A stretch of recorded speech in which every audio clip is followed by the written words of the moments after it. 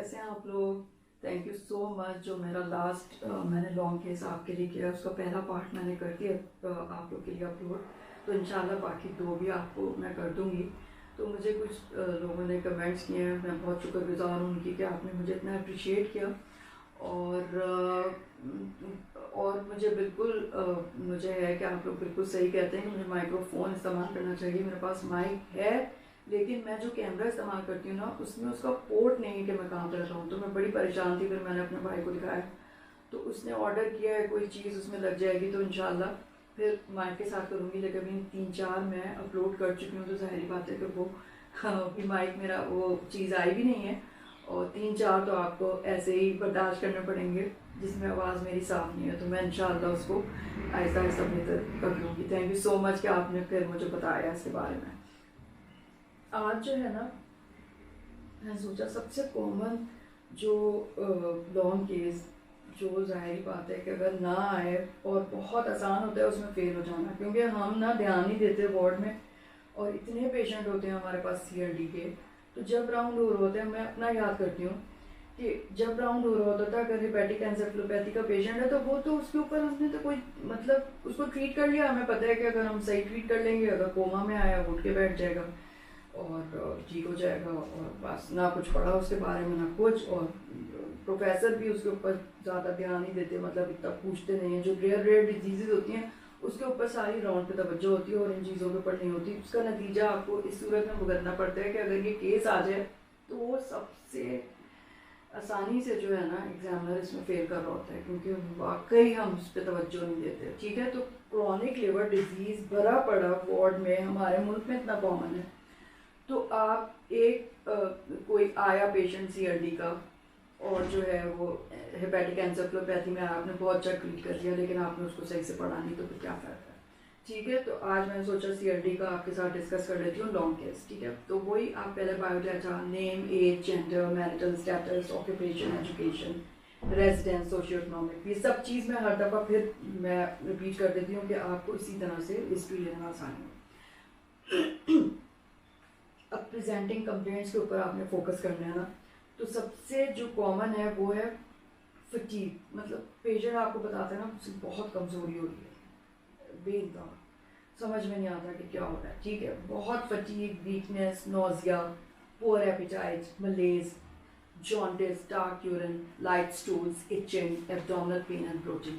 तो ये सारी चीज़ें इकट्ठा तो नहीं हो रही होती हैं। अब डिपेंड करता है एक्यूट एपिटाइटिस है, क्रॉनिक है, CRD हम डिस्कस कर रहे हैं, शुरू कैसे हुआ था, तो उसके ऊपर डिपेंड करेगा। तो एक एक करके हम कर लेते हैं। यानी कि हिस्ट्री ऑफ प्रेजेंटिंग कंप्लेंट में सबसे पहला और कॉमन जो सिम्टम है ना वो फटीग और वीकनेस है। ठीक है, most common characteristic symptoms of chronic liver disease described as lethargy, listlessness, malaise, increase need of sleep, बस बिस्तर से उठने का ही नहीं हो रहा, lack of stamina, poor energy. ठीक है, टिपिकली अराइजेज आफ्टर एक्टिविटी और exercise, rarely present in the morning. मतलब सुबह उठते हैं तो नहीं होता, लेकिन जैसे जैसे काम करते हैं तो बहुत ज़्यादा कमजोरी होने लगती है। It is often intermittent and variable in severity from hours to hours and day to day. ठीक है, तो चेंज भी होता रहता है।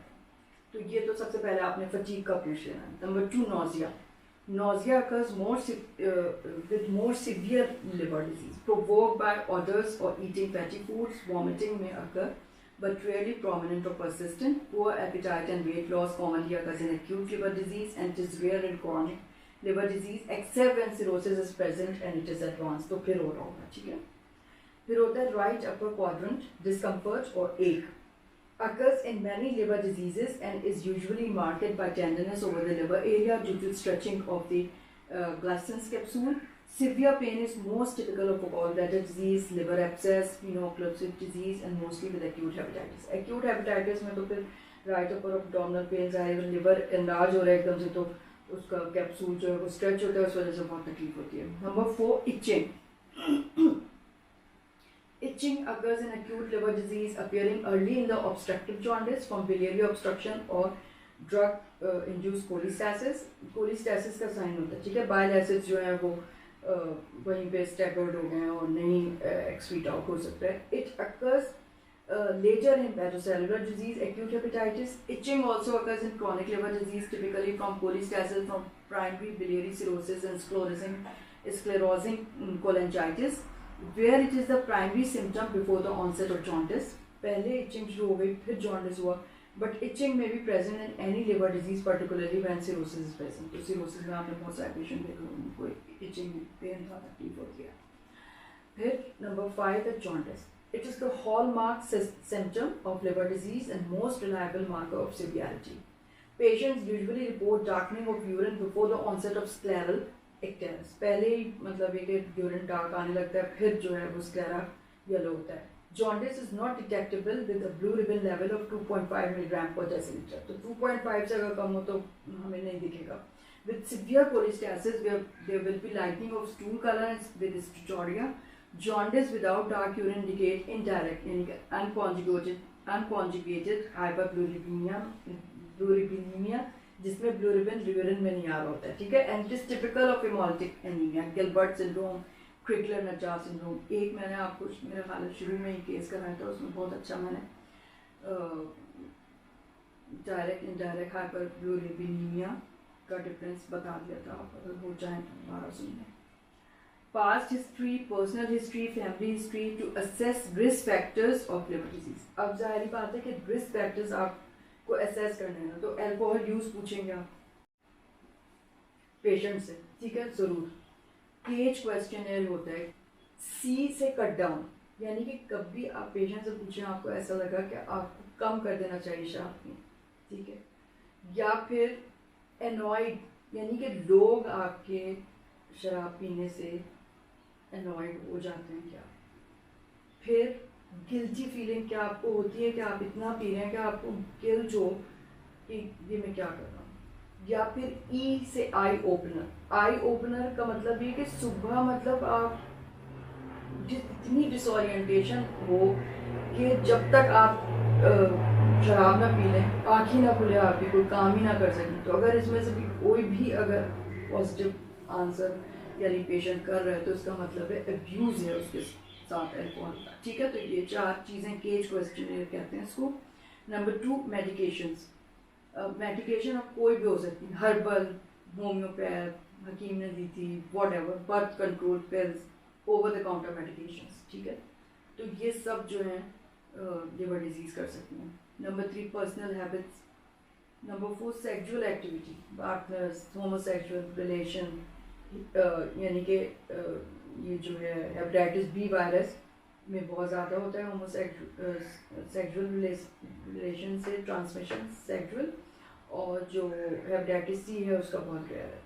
Travel history, injection drug use ज़रूर पूछेंगे, इंजेक्शन ड्रग यूज़ तो नहीं. रिमोट और रीसेंट ब्लड ट्रांसफ्यूजन, क्योंकि 91 वगैरह से पहले तो हेपेटाइटिस सी वो ही नहीं हुआ था डिस्कवर, तो उससे पहले के जितने ब्लड ट्रांसफ्यूजन तो हेपेटाइटिस सी उसके बाद ज़रूर हो गया हुआ लोगों को. Number 7, history of exposure to jaundice और अदर हाई रिस्क पेशेंट्स. फिर 8th है ऑक्यूपेशन. 9th है एक्सीडेंटल एक्सपोजर टू ब्लड और नीडल स्टिक इंजरी, जैसे मतलब डॉक्टर्स हैं, नर्सेज हैं, और जो दूसरा हॉस्पिटल स्टाफ है उसको नीडल स्टिक इंजरी हो सकती है. 10, familiar history of liver disease. बहुत सारी फैमिलियर हैं, आपको पता है, तो वो पूछें, किसी को तो नहीं है. 11, family history of liver cancer, Wilson's disease, hemochromatosis, alpha one antitrypsin deficiency, familiar intrahepatic cholestasis, benign recurrent intrahepatic cholestasis, ये सब जो हैं फैमिली में चलती हैं. 12, मैटरनल इन्फेंट ट्रांसमिशंस, ठीक है. तो बहुत मतलब अगर मैटरनल से इन्फेंट में हुआ है ड्यूरिंग डिलीवरी, तो it occurs both hepatitis B virus and hepatitis C virus. Vertical transmission कहते हैं ना, तो हेपेटाइटिस बी के now it can be prevented by passive and active immunization of the infant at birth. तो infant को जो है ना एक्टिवली भी करते हैं, बाद में तो लगता है हेपेटाइटिस बी का, लेकिन उसको उस वक्त फिर पैसिव भी करना चाहिए उस इन्फेंट को, अगर मदर की हिस्ट्री है हेपेटाइटिस बी की. और वर्टिकल ट्रांसमिशन हेपेटाइटिस सी जो है वो अनकॉमन है, लेकिन उसकी कोई प्रिवेंशन भी नहीं है. 13, tattooing and body piercing, hepatitis B and C उससे फैल सकता है, ठीक है. तो टैटू मार्क्स वगैरह और इंजेक्शन ड्रग यूज़ के मार्क्स, ये भी आपको देखने चाहिए हाथों पैरों में। फिजिकल एग्जामिनेशन में अगर किसी को क्रॉनिक लिवर डिजीज है तो it really demonstrate any evidence of liver dysfunction in a patient without symptom or laboratory finding. Symptom भी नहीं है, ऐसे ही आपने एग्जामिन किया तो कुछ भी नहीं था पेशेंट को। Thus physical examination usually complements rather than replaces need for other diagnostic approaches. In many patients, physical examination is normal unless the disease is acute or advanced. Acute हो या advanced हो, chronic में तो अगर patient को सिर्फ hepatitis B या सी आपके पॉजिटिव आ रहा है और बाकी उसको कुछ भी नहीं हो रहा होता।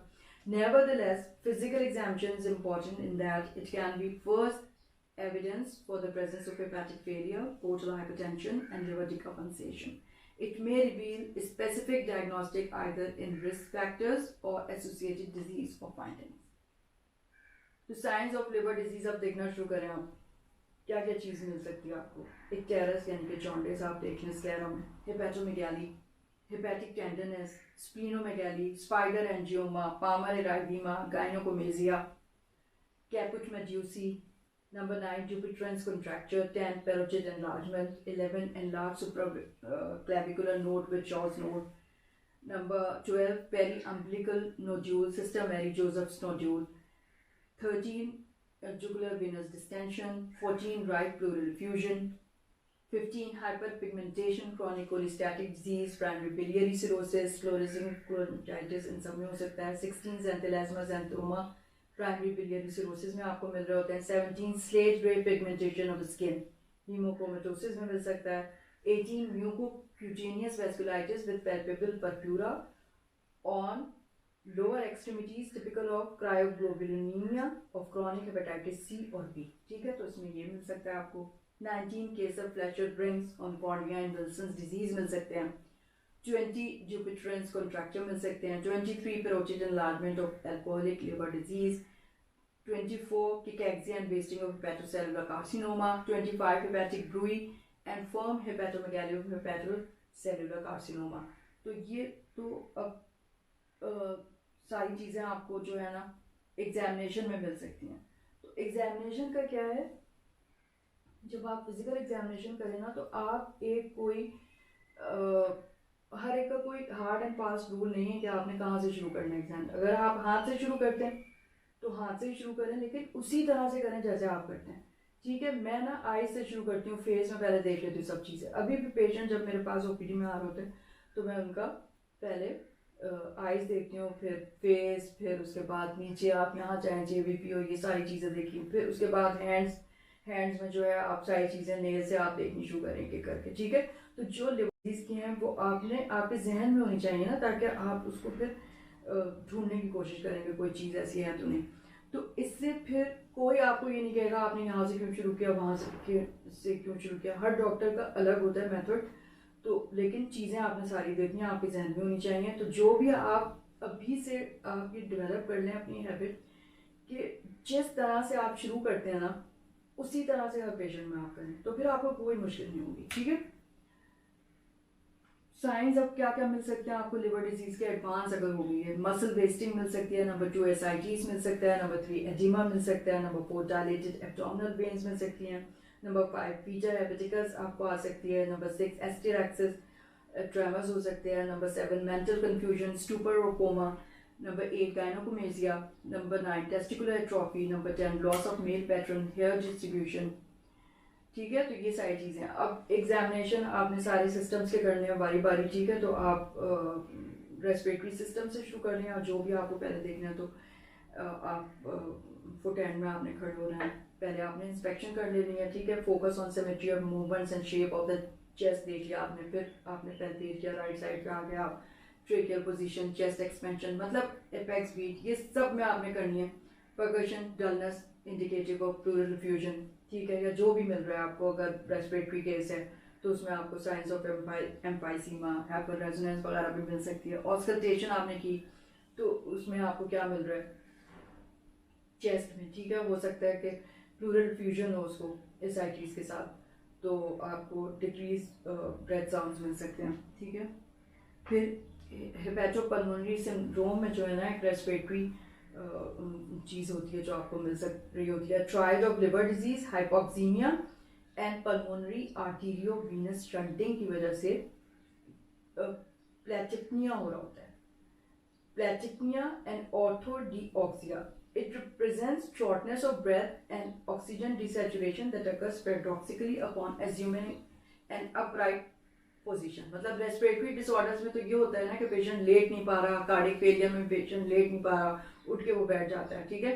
लेकिन इसमें क्या हो रहा है कि जब उठ के बैठा हुआ है तो उसको जो है वो प्लेचिपनिया हो रहा है, उसको कहते हैं प्लेचिपनिया, और जो है डिसैचुरेशन हो रही है, और जैसे ही वो लेटेगा तो उसको नाम आ जाएगा, ठीक है। यह हेपेटोपल्मोनरी सिंड्रोम का एक स्पेसिफिक साइन है जो अगर आपको मिले तो।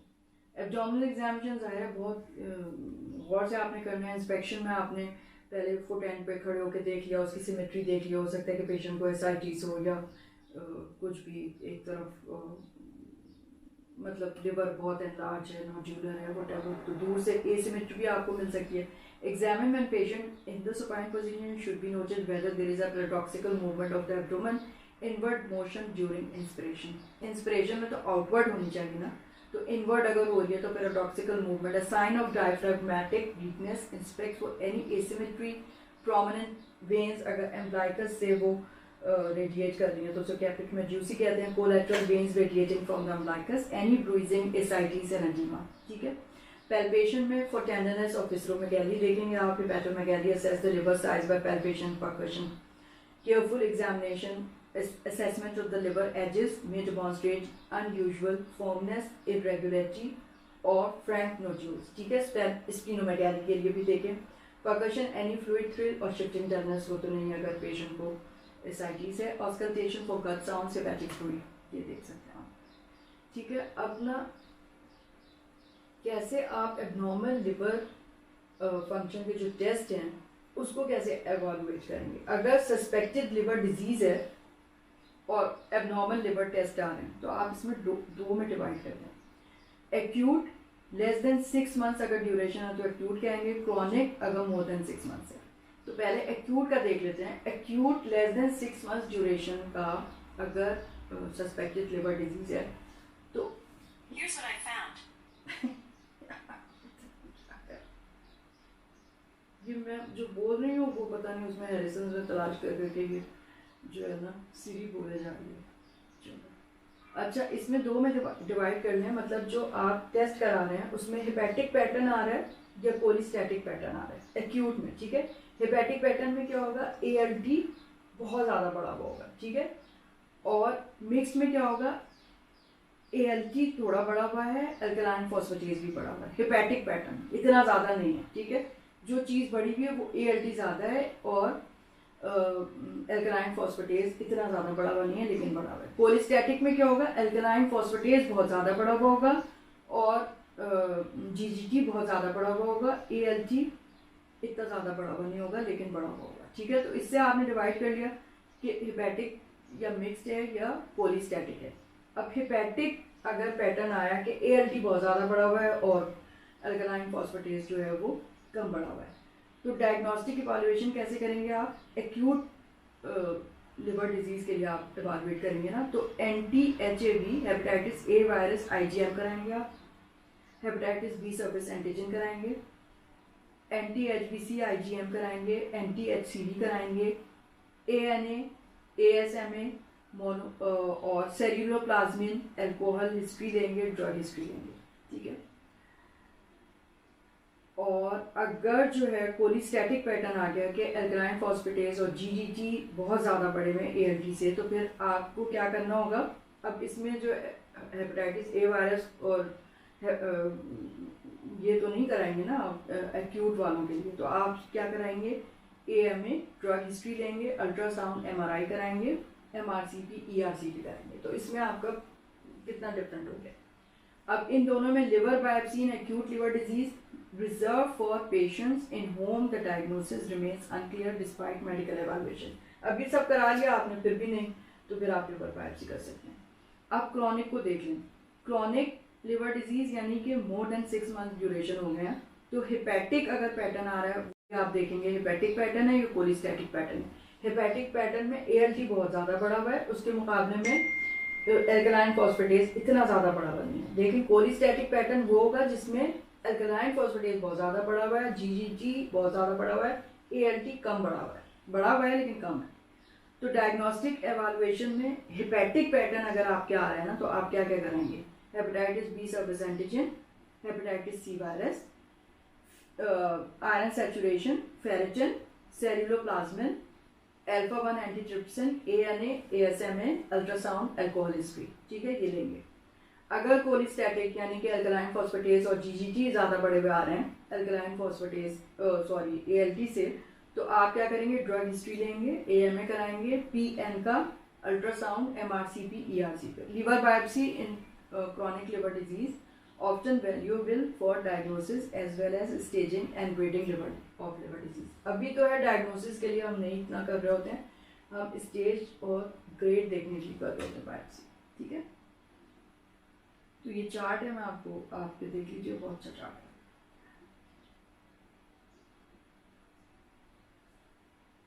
अब ये है कि important diagnostic test in common liver disease, जो भी आप सस्पेक्ट करें। अब सब कुछ इकट्ठा तो नहीं करवा लेना ना, आपने पहले देखना है कि आपने क्या पेशेंट की प्रेजेंटेशन है, उसका हिस्ट्री फिजिकल क्या है, फिर आपने जब टेस्ट करा है तो वो कैसे आया, हेपेटिक आया या कोलिस्टैटिक आया, उस हिसाब से आपने करवाना है। अब हेपेटाइटिस ए अगर डिजीज हुई भी है तो एंटी कौन सा टेस्ट कराएंगे? एंटी HAV IgM कराएंगे आप, ठीक है। हेपेटाइटिस बी है एक्यूट या क्रॉनिक, तो hepatitis B surface antigen, anti HBC IgM कराएंगे, और क्रॉनिक में hepatitis B surface antigen and HBE antigen और HBV DNA कराएंगे। तो अगर एक्यूट हेपेटाइटिस बी है तो उसके लिए क्या? Hepatitis B surface antigen and anti HBC IgM कराते हैं। हेपेटाइटिस सी में क्या कराएंगे? Anti HCV and HCV RNA। Hepatitis D में क्या कराएंगे? हेपेटाइटिस बी खुद इंडिपेंडेंट नहीं हो रहा होता है, हमेशा हेपेटाइटिस बी के साथ हो रहा होता है। तो हेपेटाइटिस बी सर्फेस एंटीजन कराएंगे और एंटी HDV कराएंगे। हेपेटाइटिस ई जो है एंटी HEV IgM कराएंगे आप इसके लिए। ऑटो इम्यून हेपेटाइटिस है, ANA और ASMA elevated IgG levels and compatible histology होगी उसमें। प्राइमरी बिलियरी सिरोसिस में anti mitochondrial antibody elevated IgM levels and compatible histology. Primary sclerosis cholangitis में आप क्या कराएंगे? PN का और कोलेंजियोग्राफी। ड्रग इंड्यूस्ड लिवर डिजीज में हिस्ट्री ऑफ ड्रग इंजेक्शन आप लेंगे उससे। एल्कोहल लिवर डिजीज में history of excessive alcohol intake and compatible history. Non alcoholic steatohepatitis में अल्ट्रासाउंड और CT evidence of fatty liver and compatible histology. Alpha 1 antitrypsin disease में reduced alpha 1 antitrypsin levels, phenotypes उसमें करा सकते हैं। Wilson disease में decrease serum caeruloplasmin मिलेगा and increase urinary copper excretion, increase hepatic copper level. Haemochromatosis में elevated iron saturation and serum ferritin. Genetic testing for HFE gene mutations. ये Wilson disease भी मैंने आपको केस कराया था, हीमोक्रोमेटोसिस भी। तो मतलब ये लॉन्ग केस में तो आपको अब कोई सा भी एक क्रॉनिक लिवर डिजीज में कोई भी चीज़ आ जाएगी ना, हेपेटाइटिस बी, वायरल आ गया या विल्सन डिजीज आ गई, तो वो तो फिर अब डिपेंड करेगा ना, ये सारी चीज़ें आप करेंगे तो आपको पता चल जाएगा। Hepatocellular cancer elevated alpha fetoprotein level more than 500, ultrasound और CT इमेजेस ऑफ अ मास। तो ये सारे डिजीज के हिसाब से आपने कौन कौन से स्पेसिफिक टेस्ट कराने ये वो। तो लेबोरेटरी टेस्टिंग अलग से मैंने लिख दिया है कि serum alanine aspartate amino transferase, alkaline phosphatase, direct and total serum bilirubin, serum proteins, albumin, globulin, PT prothrombin time, gamma glutamyl, ट्रांसपेप्टाइडेज, GGT। Hepatitis serology or defined type of viral hepatitis. 8 autoimmune markers to diagnose primary biliary cirrhosis, antimitochondrial antibody AMA। 9 PN का sclerosing cholangitis के लिए। 10 anti-nuclear smooth muscle and liver kidney microsomal antibody for autoimmune hepatitis। ये सब हम ना उसमें cover कर चुके हैं। तो ये तो जाहिर बात है कि अब आपकी किस्मत है कौन सी चीज़ आपके पास आएगी, लेकिन क्रॉनिक लिवर डिजीज में ये सारी चीज़ें आपको आनी चाहिए। Diagnostic imaging for diagnosing biliary tract dilatation और ऑब्स्ट्रक्टिव जॉन्डिस। नंबर 1 अल्ट्रासाउंड, जाहिर बात है सारे पेशेंट्स का हम करा रहे होते हैं। नंबर 2 CT स्कैन एब्डोमेन, वो आपको देखना होगा किसके लिए मतलब आपको कराना चाहिए। Number 3, magnetic resonance cholangiopancreatography (MRCP). No need of contrast media or ionizing radiation, less operator dependent. Number 4, क्योंकि ERCP तो बहुत ऑपरेटर डिपेंडेंट, बहुत ज़्यादा मतलब स्किल हो तो फिर उससे फिर आपको अच्छा रिजल्ट मिलता है. 4, एंडोस्कोपिक रिट्रोग्रेड कोलेंजियोपेंक्रियाटोग्राफी यानी ERCP. Number 5, CT and MRI for hepatic masses assessing the stage of tumors. ठीक है. Number 6, Doppler ultrasound and MRI to assess hepatic vasculature. 7, ultrasound elastography. अब तो आ गई है, मतलब ये कि कितना फाइब्रोसिस हो चुका है लिवर में देखने के लिए. To detect different degree of hepatic fibrosis to obviate need of biopsy. Number 8, liver biopsy. Gold standard तो liver biopsy होती है. अब liver biopsy को जरा देख लेते हैं. Liver biopsy remains the gold standard in the evaluation of patients with liver disease. It is useful in assessing the severity, grade and stage of the liver disease 0 to 4 plus histological activity index or 0 to 6 Ishak scale. It helps in relating the prognosis and management of complications. Patients with cirrhosis are candidates for screening and surveillance for esophageal varices and hepatocellular carcinoma. तो इसका भी हमेशा ख्याल करना होता है. अब जो स्टेजिंग है ना, क्लिनिकल स्टेजिंग ऑफ सिरोसिस, वो मॉडिफाइड चाइल्ड क्लासिफिकेशन है सिरोसिस की, उससे हम कर लेते हैं. ठीक है, तो पहले हम देख लेते हैं उसमें कौन कौन से वेरिएबल्स हम लेते हैं चाइल्ड पर्क क्लासिफिकेशन में. जो सिरोसिस का है, फैक्टर्स या वेरिएबल हैं serum bilirubin number 1, number 2 serum albumin, number 3 prothrombin time, number 4 ascites and number 5 hepatic encephalopathy. अब यूनिट जो है ना, इन्होंने मिलीमोल्स में बिलोरिबिन के लिए दिए हुए हैं. ठीक है, तो ये आप ख्याल कर लें. तो पहला जो है ना स्कोर 1, अगर सीरम ब्लूरिबिन जो है लेस देन 34 है माइक्रोमोल पर लीटर. 2 कब है 34 से 51, और 3 कब है मोर देन 51 माइक्रोमोल पर लीटर अगर सीरम ब्लूरिबिन है, तो 3 होगा वो स्टेज. अच्छा, सीरम एल्ब्यूमिन ग्राम पर लीटर पे दिया हुआ है, मोर देन 35 ग्राम पर लीटर 1 है स्टेज, 30 to 35 जो है. अच्छा, यहाँ पे ये वाला आप ना, सॉरी, सीरम ब्लूरिबिन का आप ये देख लें मिलीग्राम पर डेसीलीटर, वो हमें ज़्यादा सही लग रहा है.